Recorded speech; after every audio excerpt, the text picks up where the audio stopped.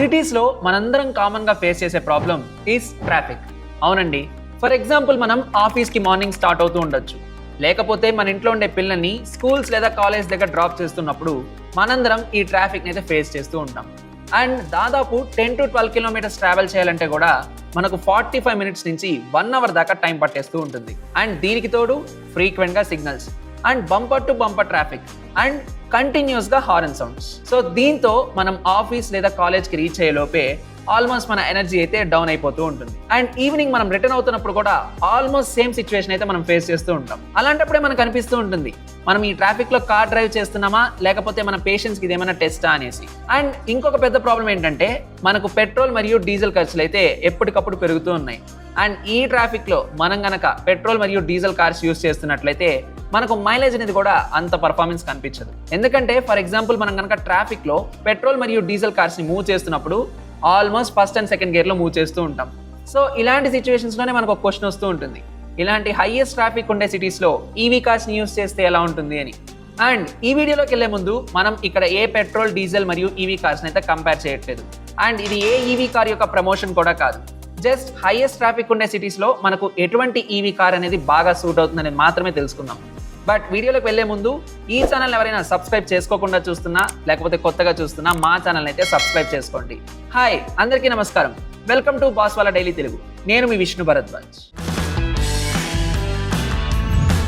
ఇండియాలో మనం చూసుకున్నట్లయితే ఆల్మోస్ట్ హైయెస్ట్ ట్రాఫిక్ ఉండే సిటీస్ బెంగళూరు, హైదరాబాద్, చెన్నై, ముంబై మరియు నోయిడా.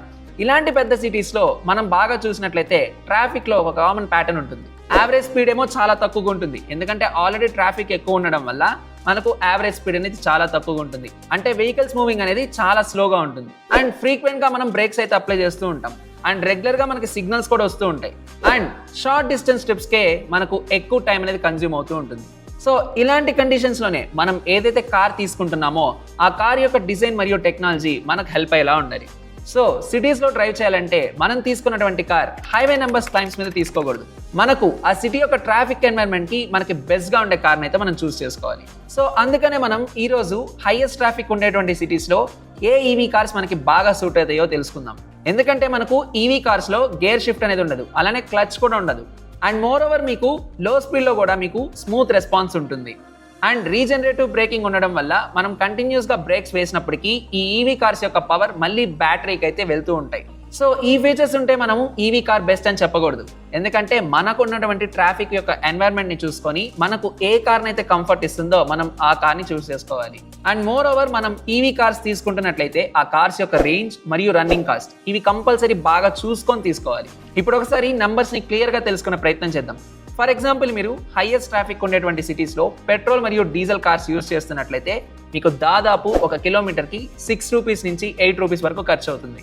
అదే మీరు ఈవీ కార్స్ని ఛార్జ్ చేసి యూస్ చేసుకుంటున్నట్లయితే మీకు దాదాపు 1 కిలోమీటర్కి 0.9 రూపీస్ నుంచి 1.2 రూపీస్ వరకు ఖర్చు అవుతూ ఉంటుంది. సో ఇప్పుడు ఈ నెంబర్స్ ప్రకారం ఫర్ ఎగ్జాంపుల్ మీరు కనుక ఒక 1200 కిలోమీటర్స్ కనుక ఒక మంత్లో ట్రావెల్ చేస్తున్నట్లయితే మీకు పెట్రోల్ కార్ దాదాపు 7,000 నుంచి 9,000 వరకు ఫ్యూయల్ కాస్ట్ అయితే అవుతూ ఉంటుంది. అండ్ ఈవీ కార్స్లో అయితే మనం 1200 to 1400 రూపీస్లోనే ఇంత డిస్టెన్స్ అయితే ట్రావెల్ చేయవచ్చు. సో ఈ ప్రైస్ రేంజ్ యొక్క డిఫరెన్స్ అనేది మీరు మంత్స్లో చెప్పలేరు, మీరు కనుక ఇయర్స్కి క్యాలిక్యులేట్ చేసుకున్నట్లయితే మీకు చాలా అమౌంట్ అయితే సేవ్ అవుతుంది. అండ్ మీకు డిఫరెన్స్ కూడా క్లియర్గా కనిపిస్తుంది. సో ఇప్పుడు మనం ఉన్నటువంటి ట్రాఫిక్ ఎన్వైరన్మెంట్స్లో బెస్ట్ ఈవీ కార్స్ అయితే చూద్దాం.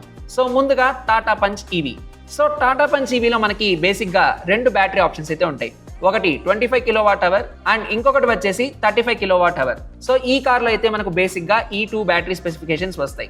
అండ్ సిటీ ట్రాఫిక్ యూసేజ్లో మనం కనుక ఈ ఈవీ కార్ యొక్క రేంజ్ చూసుకున్నట్లయితే మీకు 25 kWh అనేది అప్రాక్సిమేట్లీ 190 నుంచి 220 కిలోమీటర్స్ వరకు ఉంటుంది. అండ్ 35 kWh బ్యాటరీ వచ్చి మీకు అప్రాక్సిమేట్లీ 250 నుండి 280 కిలోమీటర్స్ వరకు వస్తుంది. ఇవేవి షోరూమ్ క్లైమ్స్ కావండి, మీరు ఉన్నటువంటి సిటీలో అక్కడ ఉన్నటువంటి ట్రాఫిక్ కండిషన్స్ని బేస్ చేసుకొని అక్కడ మీరు యావరేజ్గా అంటే మీరు పోయే స్పీడ్ కావచ్చు అండ్ మీరు ఏసీని యూజ్ చేసే దాన్ని బట్టి కావచ్చు, సో వాటిని బేస్ చేసుకొని ఉన్నటువంటి నెంబర్స్. అంటే అక్కడ ఉన్నటువంటి కండిషన్స్లో ఈ బ్యాటరీ మీకు ఈ రేంజ్ పర్ఫార్మెన్స్ అయితే ఇస్తుంది. సో ఈ 2 బ్యాటరీస్ ఉన్నటువంటి ఈ కార్కి ఆల్మోస్ట్ ఛార్జ్ చేయాలంటే ఎంత టైం పడుతుందో ఇప్పుడు తెలుసుకుందాం. సో ఫస్ట్గా ఏసీ ఛార్జర్. అంటే మీరు కనుక ఇంట్లో నుంచి ఛార్జింగ్ చేస్తున్నట్లయితే మీకు మీ ఇంట్లో ఉన్నటువంటి ఏసీ కరెంట్ నుంచి కార్కి అయితే మనం బ్యాటరీని రీఛార్జ్ చేస్తూ ఉంటాం. సో మీరు కనుక ఏసీ కరెంట్తో బ్యాటరీకి రీఛార్జ్ చేస్తున్నప్పటికీ మన కార్ వచ్చేసి దాన్ని డీసీగా కన్వర్ట్ చేసుకుంటుంది. సో దీంతో మీకు అప్రాక్సిమేట్గా 5 to 6 అవర్స్ అయితే ఛార్జ్ చేయాల్సి ఉంటుంది. అదే మీరు కనుక ఛార్జింగ్ స్టేషన్స్కి వెళ్తున్నట్లయితే అక్కడ మీకు డైరెక్ట్గా డీసీ కరెంట్ ఫెసిలిటీ ఉంటుంది కాబట్టి మీరు అక్కడ ఛార్జ్ చేస్తున్నట్లయితే మీకు దాదాపు ఒక 1 అవర్లో అయితే ఛార్జ్ అయిపోతుంది. సో ఇది టాటా పంచ్ ఈవీ. ఇప్పుడు సెకండ్ కార్కి వద్దాం, which is Tata Nexon EV. So Tata Nexon EV వచ్చేసి టాటాలోనే ఇంకొక వేరియంట్ అనమాట. సో పంచ్ ఈవీ కంటే ఇది కొంచెం పెద్దగా ఉంటుంది in terms of size. Tata punch లోనే మనకు టాటా నెక్సాన్ లో కూడా 2 బ్యాటరీస్ అయితే ఉంటాయి. సో ఫస్ట్ బ్యాటరీ వచ్చేసి 30 kWh వస్తుంది అండ్ సెకండ్ బ్యాటరీ వచ్చేసి మనకు 40.5 kWh అయితే వస్తుంది. అండ్ మీకు సిటీ యూసేజ్ లో మనకు ఈ కార్ యొక్క రేంజ్ వచ్చేసి ఫర్ ఎగ్జాంపుల్ 30 kWh బ్యాటరీ వచ్చి మీకు దాదాపు 220 నుంచి 250 కిలోమీటర్స్ వరకు కవర్ చేస్తుంది. అండ్ 40.5 kWh బ్యాటరీ వచ్చేసి అప్రాక్సిమేట్ గా మీకు 280 నుంచి 320 కిలోమీటర్స్ వరకు అయితే కవర్ చేస్తుంది. అండ్ ఇందాక చెప్పుకున్నట్లే ఇవేవి షోరూమ్ క్లైమ్స్ కావండి. సో మీరు ఉన్నటువంటి సిటీ యొక్క ట్రాఫిక్ అండ్ అక్కడ మీరు యావరేజ్ గా వెళ్తున్నటువంటి స్పీడ్ మరియు ఏసీ యూసేజ్ ని అన్నిటిని క్యాలిక్యులేట్ చేసుకొని బేస్ చేసిన నెంబర్స్ ఇవి. అండ్ ఛార్జింగ్ విషయం వచ్చేసరికి నెక్సాన్ ఇవి కూడా మనకు ఏసీ మరియు డీసీ ఛార్జింగ్ రెండింటిని సపోర్ట్ చేస్తుంది. సో మీరు కనుక ఇంట్లో నుంచే ఛార్జ్ చేసుకుంటున్నట్లయితే ఫుల్ ఛార్జ్ చేయడానికి మీకు ఆల్మోస్ట్ 6 to 7 అవర్స్ టైం అయితే పడుతుంది. అదే మీరు కనుక ఛార్జింగ్ స్టేషన్ లో ఛార్జ్ చేస్తున్నట్లయితే 20% నుంచి 80% ఛార్జ్ అవడానికి ఆల్మోస్ట్ 55 to 60 మినిట్స్ పడుతుంది. టాటా పంచ్ ఈవీతో కంపేర్ చేసుకున్నట్లయితే టాటా నెక్సాన్ ఈవీ వచ్చేసి ఫ్యామిలీస్ కి చాలా కంఫర్టబుల్ గా ఉంటుంది.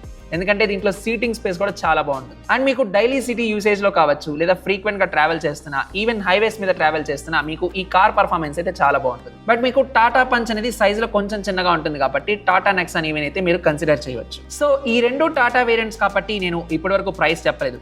సో ఇప్పుడు టాటా పంచ్ ఈవీ మరియు టాటా నెక్సాన్ ఈవీ ఈ రెండింటి ప్రైస్ చూద్దాం. సో టాటా పంచ్ ఈవీ అయితే మీకు 11 to 14 lakhs లో వస్తుంది. అదే టాటా నెక్సాన్ ఈవీ వచ్చేసి మీకు 15 to 19 lakh రేంజ్ లో అయితే వస్తుంది. అండ్ ఇప్పుడు మనం థర్డ్ కార్ చూద్దాం, which is MG ZS EV. So ఈ వీడియోలో ఇప్పటి వరకు మనం డిస్కస్ చేసుకున్నటువంటి కార్స్ తో కంపేర్ చేసుకుంటున్నట్లయితే MG ZS EV యొక్క బ్యాటరీ అనేది చాలా పెద్దది. సో బ్యాటరీ సైజ్ పెద్దగా ఉంటుంది కాబట్టి మీకు ఛార్జింగ్ అనేది కూడా చాలా ఫ్రీక్వెంట్ గా చేస్తే సరిపోతుంది. అండ్ ట్రాఫిక్ సిటీ యూసేజ్ లో చూసుకున్నట్లయితే MG ZS EV వచ్చేసి మీకు దాదాపు 340 నుంచి 380 కిలోమీటర్ రేంజ్ వరకు మీకు వస్తుంది. అండ్ MG ZS EV కూడా మీకు ఏసీ మరియు డీసీ ఛార్జింగ్ రెండింటిని సపోర్ట్ చేస్తుంది. అండ్ మీరు కనుక ఏసీ కరెంట్ తో ఛార్జ్ చేస్తున్నట్లయితే అంటే మీ ఇంటి నుంచే ఛార్జ్ చేస్తున్నట్లయితే మీకు దాదాపు 7 to 8 అవర్స్ పడుతుంది ఛార్జ్ చేయడానికి. అదే మీరు కనుక ఛార్జింగ్ స్టేషన్ లో ఛార్జ్ చేసుకుంటున్నట్లయితే 20 to 80% ఛార్జ్ అవడానికి ఆల్మోస్ట్ 60 మినిట్స్ టైం పడుతుంది. సో నేనేం చెప్తానంటే బ్యాటరీ అనేది లార్జ్ గా ఉంది కాబట్టి MG ZS EV యూస్ చేస్తున్నట్లయితే ఆర్ MG ZS EV కొంటున్నట్లయితే మీరు ఛార్జింగ్ స్టేషన్స్ లోనే డైరెక్ట్ గా ఛార్జ్ చేసుకోండి. సో ఈ కార్ కూడా మీకు చాలా స్పేషియస్ గా వస్తుంది. అండ్ మీరు కనుక సిటీ ప్లస్ హైవే యూసేజ్ కి రెండింటికి వాడుతున్నట్లయితే MG ZS EV మీకు పర్ఫార్మెన్స్ చాలా బాగుంటుంది. సో డైలీ మీరు 50 to 60 కిలోమీటర్స్ ట్రావెల్ చేస్తున్నప్పటికీ మీకు బ్యాటరీ సైజ్ అనేది అంటే టాటా పంచ్ మరియు నెక్సాన్ తో కంపేర్ చేసుకుంటే కొంచెం పెద్దగా ఉండడం వల్ల మీరు ఛార్జింగ్ అనేది కొంచెం ఫ్రీక్వెంట్ గా చేసుకుంటే సరిపోతూ ఉంటుంది. సో మీకు ఛార్జింగ్ విషయంలో కొంచెం ఇబ్బంది రాకూడదు, అలానే ట్రాఫిక్ లో యూజ్ చేయాలంటే కొంచెం బెస్ట్ గా కావాలి అంటే మీరు MG ZS EV ని కూడా ఒకసారి కంపేర్ చేయవచ్చు. అండ్ MG ZS EV వచ్చేసి మీకు 17.99 lakhs నుంచి 20.50 lakhs వరకు వచ్చేస్తుంది. సో ఇప్పుడు మనం ఈ 3 కార్స్ గురించి అయితే తెలుసుకున్నాం కదా. సో ఇక మీద మీరు అంటే ట్రాఫిక్ ఉన్నటువంటి సిటీస్ లో మీరు ఈవీ కార్ ని చూస్ చేసుకోవాలి అనుకుంటే బెస్ట్ ఈవీ కార్ కంటే కూడా మీరు మీ ట్రాఫిక్ ఎన్వైరన్మెంట్ కి సూట్ అయ్యే కార్ని చూస్ చేసుకోండి. సో కాంపాక్ట్ సిటీ డ్రైవ్ అయితే మీకు టాటా పంచ్ ఈవీ, అదే మీరు ఫ్యామిలీ సైజ్ కంఫర్ట్ చూసుకుంటున్నట్లయితే Tata Nexon EV. So long range use చేయాలి అలానే బ్యాటరీ టెన్షన్ ఉండకూడదు అనుకుంటే మీకు MG ZS EV. So present అయితే మనకున్నటువంటి ట్రాఫిక్ కండిషన్స్ లో ఈ 3 EV కార్స్ ని మీరు ఒకసారి కన్సిడర్ చేయవచ్చు.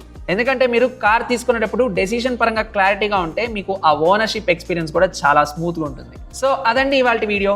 ఇన్ఫర్మేషన్ కనుక నచ్చినట్లయితే ఒక లైక్ చేయండి. అలానే ఈ ఇన్ఫర్మేషన్ ని ఎవరైతే మీ ఫ్రెండ్స్ లో కార్ లవర్స్ ఉన్నారో వాళ్ళకి కంపల్సరీ షేర్ చేయండి. అండ్ మోర్ ఓవర్ మా ఛానల్ అయితే సబ్స్క్రైబ్ చేసుకోండి.